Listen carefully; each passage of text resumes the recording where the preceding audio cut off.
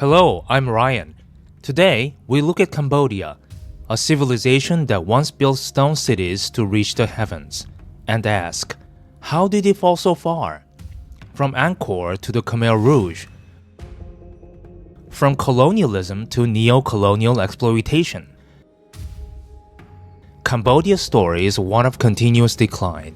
This is a journey into how a nation of temples became a nation in turmoil. The Khmer Empire once ruled Southeast Asia, its kings seen as gods on earth. But the shift from Hindu Theravada kingship to Theravada Buddhism weakened the sacred authority that bound society. Unlike Thailand or Burma, where kings integrated Buddhism with political power, Cambodia's kings lost their divine mandate, decentralizing authority and leaving villages isolated. By the 15th century, where Ayutthaya attacked, Cambodia's political and spiritual center had already eroded. For 4 centuries, Cambodia became a pawn between stronger neighbors, Siam in the west, Vietnam in the east, each installing puppet kings, exacting tribute, and reshaping the land. Kings try to survive by submission, not leadership. Ordinary Cambodians bore the cost. Famine, war, and displacement. When the French arrived in 1863, they promised protection from neighbors. Cambodia survived Siamese and Vietnamese control, but at a cost. Modernization bypassed Cambodia. Unlike Vietnam, which saw industrial labor and urban workers exposed to Marxism, Cambodia remained agrarian and peripheral. Elite education existed, but the population never developed the bureaucratic or industrial backbone needed to sustain a modern state. Without industrial workers to form a labor-based communist movement, Cambodia's revolution emerged differently. A small group of French-educated radicals, including Pol Pot and Khieu Samphan, returned home imbued with the utopian Marxist ideas. Combined with the rural poverty, royal corruption, and the chaos of the Vietnam War and US bombing campaigns, they seized the imagination of the countryside. The result: a deadly experiment in agrarian communism. Pol Pot's vision demanded year zero. Cities emptied. Currency abolished.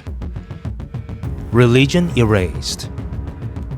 Elites executed. The Khmer Rouge killed roughly 1.7 million Cambodians, a nation decimated from within. After 1979, Cambodia faced Vietnamese occupation, Cold War geopolitics, and a fragile restoration under the monarchy. Vietnamese troops remained in the country, enforcing control, while uncovering the horrifying scale of the Khmer Rouge's genocide. Mass graves, decimated villages, and the infamous killing fields. Unlike the West, which had been largely shut out, Vietnam broadcast these revelations internationally. But the disclosure was not purely humanitarian. It justified their intervention, delegitimized the Chinese-backed Khmer Rouge, and showcased Vietnam as a disciplined, rational communist power. Meanwhile, Cambodian institutions remained weak, elites corrupted, and the culture of submission reinforced. Generations of trauma left a population trained to obey authority, an environment ripe for modern exploitation. Today, Cambodia continues to struggle under the weight of its history. Sihanoukville, once a sleepy coastal city, became a neon playground for Chinese casinos and investment. For years, this influx of money created jobs, construction booms, and a temporary sense of prosperity. But this prosperity was fragile. Cambodia had grown overly dependent on foreign capital and gambling revenue, especially from China.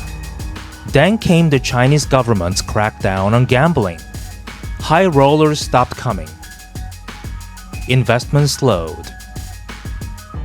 Entire businesses collapsed overnight. Cambodia plunged into a financial crisis with tens of thousands losing income and no alternative employment. For a country where the state had failed to build resilient institutions, desperation became opportunity for those willing to exploit it. In this vacuum, scam centers rose, vast criminal compounds disguised as offices and tech parks.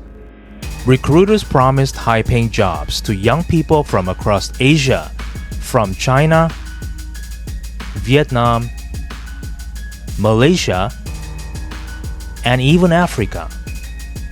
But when these foreigners arrived, their passports were confiscated.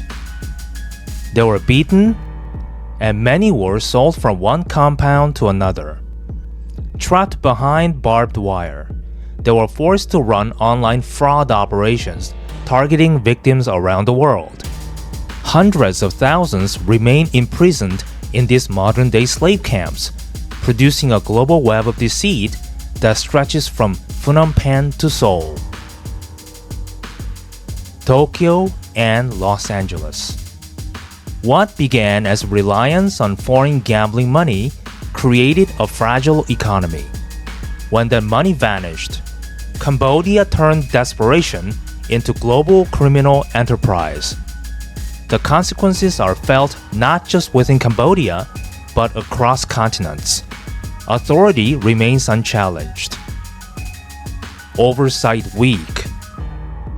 And the cycle of submission continues. Centuries of conquest. Colonization.